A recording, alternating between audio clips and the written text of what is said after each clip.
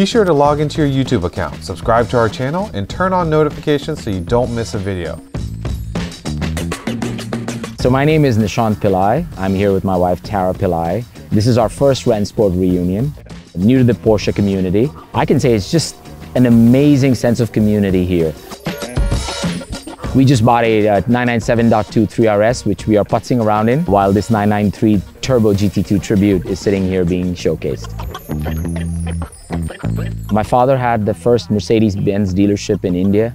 So I grew up around cars. The dealership and the service area was my playground. So I've always had fuel around me, always enjoyed cars. And so when I came to the US, the first thing I wanted to do was buy a really cool car. Landed up buying Volkswagens. So we quickly pivoted to a Volkswagen R32, a Mark IV in deep blue pearl. That's where the love for Volkswagen, Audis, Porsches, and the color blue started. Just enjoying that car. We met a lot of other Porsche enthusiasts who always told us, listen, Tara and Nish, if you would like to really have a driver's car, Audis are great, but you need to start driving a Porsche.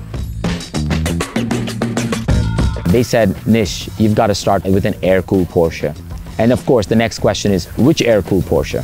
It had to be blue. Everyone directed us to either the 964 or the 993 Turbo S or a GT2. We almost bought a 964 RS in maritime blue, but it automatically canceled itself out because Tara says, no air conditioning, no power steering, and no rear seats. Well, we love enjoying our cars with our kids. So in our search for, if you will, the holy grail car, we came across the infamous Mr. Ray Schaefer and Broad Arrow Group, who recommended us that we look for rest of the world cars. Then started working with Broad Arrow Group in looking for the car, which is the car behind us, which they found in Japan, of all places. We found this car in the collection of Mizuha Motors. It was the dealer principal's car. It was blue, PTS Iris Blue, was owned by them, maintained by them, and had a healthy 24,000 miles. I thought I was OCD. Well, I met a Japanese version of me, Sato-san, who spent a week with the car, going through the car, getting it serviced, going through the motions of a bore scope and looking at numbers matching, the paint meter readings, and just sent me a report, if you will, saying that, hey, this car is the right car. We never thought we would buy a car in Japan, let alone a left-hand drive car, a rare spec like this. So originally, it is a 993 Turbo with the X51 package, and then they started building a GT Tribute on this. So most GT Tributes are built on C2s because nobody in their right mind wants to start cutting up a 993 Turbo. But that's who we are. We want to start with, you know, the right basis. And so it checked all the boxes. It was blue. It's a 993 Turbo. It started with the factory wide body, so paint matched with all the stickers on it. The vision was to get it as close to a GT2 without, of course, the VIN or the stress of having a GT2, but also the flexibility of actually taking the car to get some ice cream with kids. Hey Dad, can we get a snack? Can we get some ice cream? Let's go. Let's take the Porsche. As soon as the car landed in Los Angeles, I had air-cooled specialists look at the car and we said, okay, if the outcome we want to achieve here is a true tribute to a GT2, what would it be? So there's a running joke, you know, we've had the car for a year. We've actually had the car just for 12 days. We went through an extensive and exhaustive list of what needed to be changed or upgraded to transform this car into GT2.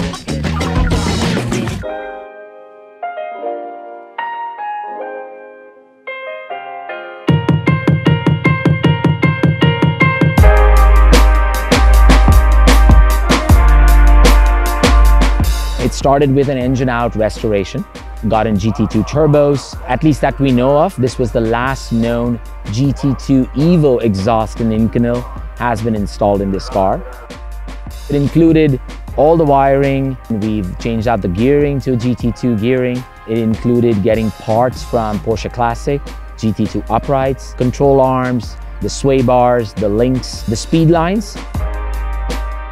But we're not done, right? So we're still waiting for the steering wheel from Porsche Classic. So we go non-airbag. We were able to get variable boost on this car. The car is actually running on low boost right now. We're expecting about 450 to 500 horsepower in low boost. I don't know what I'll be getting in high boost, but I don't want to try that. And then finally, Bilstein came in, solid with helping us with setting up the right PSS 10Ss for this car. Prezi from Old Town Customs had the car for about 3 months in getting the car right, dialed in. So it's the fine balance between having the car set up for a track, set up for the city, with the kids in the car. Finally, we actually received the car a day before it was shipped to Rennsport 7. I was able to get like a shakedown drive on the car. So I started, tailing my friends in 997 Turbo S's. And I said, let me see what this car is capable of doing. And just with low boost, I was able to catch them, pass them, and I wasn't even doing, my foot all the way down to the floor. It's such a welcoming community. We have met so many people in just the last 11 months who have not just welcomed us, but just been so gracious with their time. It's just amazing in the way the outcomes Porsche Club achieves. The sense of welcoming, the sense of family. And just this week has been just amazing. The one person I want to thank, besides of course my friends who have encouraged me in the Porsche world, is my wife. I truly married up, and I am very lucky that I get the opportunity to enjoy these cars with her. The bug has bitten us pretty hard. Tara and I can come to amazing events like Rennsport 7. I don't know where we go from here, but it just opens up so many doors, and buying more cars and enjoying these experiences. And just life is all about experiences, and what Tara and I are looking forward to do with our 2 little boys.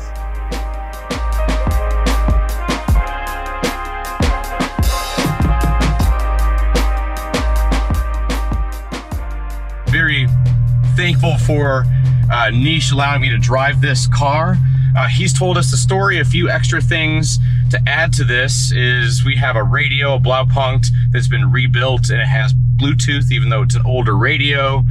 The seats, they are the standard turbo seats, but he will be getting the hardback buckets at some point. And it sounds like also the GT2 non-airbag steering wheel might be something that he goes for. This car has, Nish says, between 450 and 500 horsepower in its low boost setting. Apparently, when it was restored, he has an adjustable boost gauge, and yeah, he could go up to much more. I think the final versions of the GT2 had roughly 600 horsepower, the Evolution. And speaking of that Evolution Inconel GT2 exhaust it sounds really good. And overall, I'm just very excited to drive this. Now I'm gonna warm it up a little bit before I drive it or take it up to any sort of higher RPM, which is good because I am on Laurel's grade here in Monterey. Open the windows a little bit, it's a little hot in here.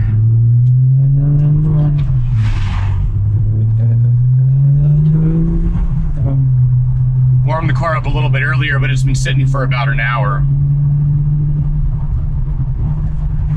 Yeah, right away, the steering is so communicative. Really, really great steering. This is what 911s are known for.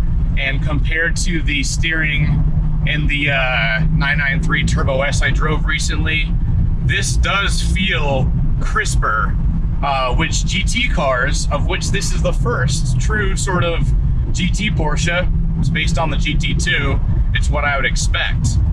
So the suspension, everything has changed in this car. It has that wider wheels, wider track, lowered revised suspension. It's sportier. The horsepower in this car, as I said, is about 450 to 500 or so in its low boost setting. I'm not going to experience that quite yet. I'm just going to take it a little bit easy as I warm up this engine. It's a very fresh engine, freshly restored. The car has been in the shop at Porsche Classic up until very recently. And so it's had a few test miles. Nish has driven it a little bit just to see what it's like, a few hours, I think. And I want to be sure I return this car back to him in the same condition with which he gave it to me. All right, now back up Laurel's Grade. This should be a nice little drive on our way back to Laguna Seca, at which point this car goes back to Florida where Nish lives. So immediately when I pulled away, I should have noted that the clutch is really easy. The balance between clutch and the throttle pedal is really well balanced, really easy to modulate. As I said, the steering, it gives you fingertip steering. You know, the light end, front end is 911s have. It should be noted this GT2 Tribute, or 993 GT Tribute, is all-wheel drive based on the turbo that it is. So Nish wanted to make sure that he, his wife, and his kids could enjoy it. So he's not going to be taking the back seats out. He's not going to be getting rid of the all-wheel drive system and going to rear-wheel drive. He likes it just the way it is. All right, we're in third gear, about 3,000 RPM, cruising along. Super smooth engine. I want to say that the clutch and throttle pedal are better balanced than those in the 993 Turbo S that I drove in Germany, Porsche Museum's car. And I'm not quite sure why, but just has a nice get it and drive sort of feeling.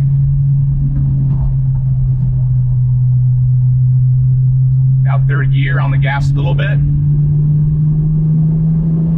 Yeah, there's turbo lag for sure. Now it's fourth gear actually, so I'll be in third gear for that. Yeah, a little bit of turbo lag, but it kicks in fairly early and progressively.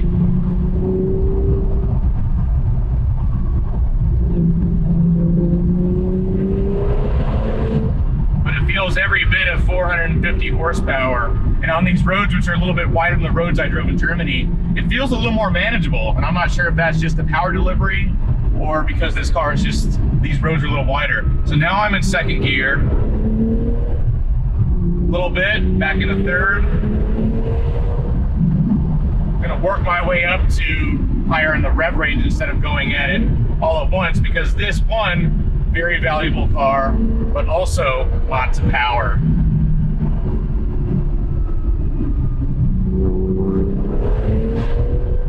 Yeah, hard throttle in second, tons of power. You can just feel it wanting to go.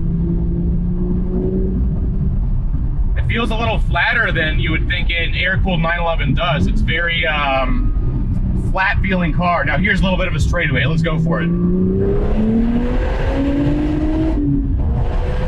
Oh my, wow. And it's so easy to shift. One of the big problems I had in the 993 Turbo S that I drove was that getting that upshift correct. Downshifts are easy, but getting the upshift correct was hard. In this, it's just like butter. Wow. And it sounds so good. This is, I can see why Nish bought this car. Yeah, it's really predictable. Of course, it's rear engine, but it's got the all-wheel drive system. I want to say it doesn't feel at the pace I'm going as rear engine as I might expect. It's not a early 911 on skinny tires. You know, this is a fairly modern air-cooled 911, one of the last 1995 model, and they ended in 98. So very refined. I think every 993 I've driven feels that way. But this one has like an extra layer of rawness on top, thanks to that stiffer suspension. I'm sure the wider tires, you know, those Speedline wheels, magnesium centers, probably help with the ride a little bit because it handles bumps really well for being a GT car. So the brakes feel a little odd to me, but once you dip into them and get into the grab, they're not so bad. I shouldn't say they were bad to begin with, but there's a little bit of a delay. I'm in third gear now, kind of sinks in and then firms up. Heel toes are easy.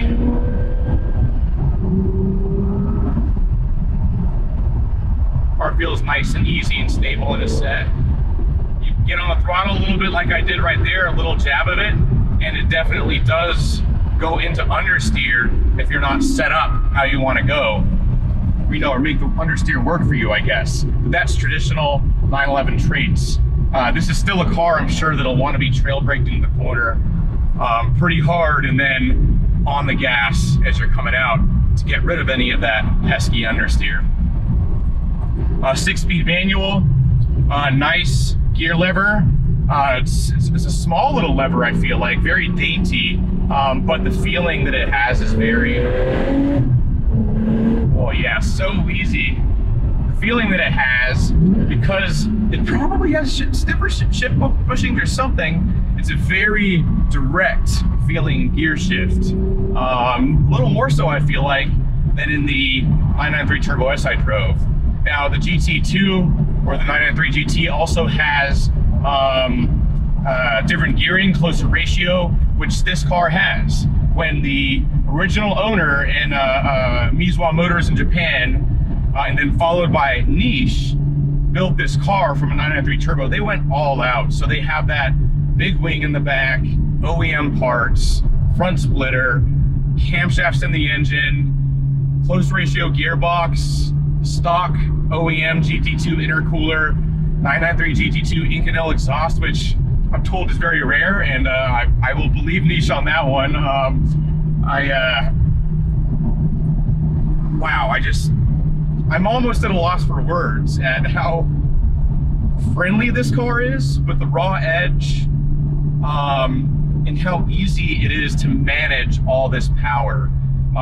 Because the last thing you want in a car like this is to have to really think about how you're upshifting when you're at speed, like I just was.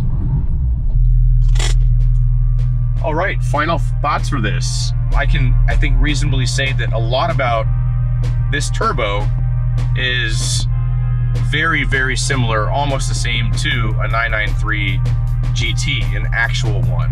I'm sure there are some differences, but at the speeds I was driving, I think I have a pretty good impression of where Porsche was in the mindset back then and why they thought they struck gold. I have a real appreciation for what Porsche was doing back in the mid-90s. And of course the GT2 or the 993 GT, the street car, was the first sort of track-oriented street car that Porsche is so well known for nowadays with its GT2 and GT3 and GT4 line of cars, not to mention the Boxer Spider and the 718 Spider. The DNA of what makes a GT3 or a GT2 or GT4 so good and what they are and why so many people want to buy them is that they're so easy to just get in and drive. And you know, this car really has that quality. Once again, I'd like to thank Nishan for allowing me to drive this car. It's new to him, so he must have a lot of trust in me. And you know, I'm just happy that I've made it home safe here to Laguna Seca, and it'll be going back on the transporter very soon and back to its owner, who I know will enjoy this car very, very much.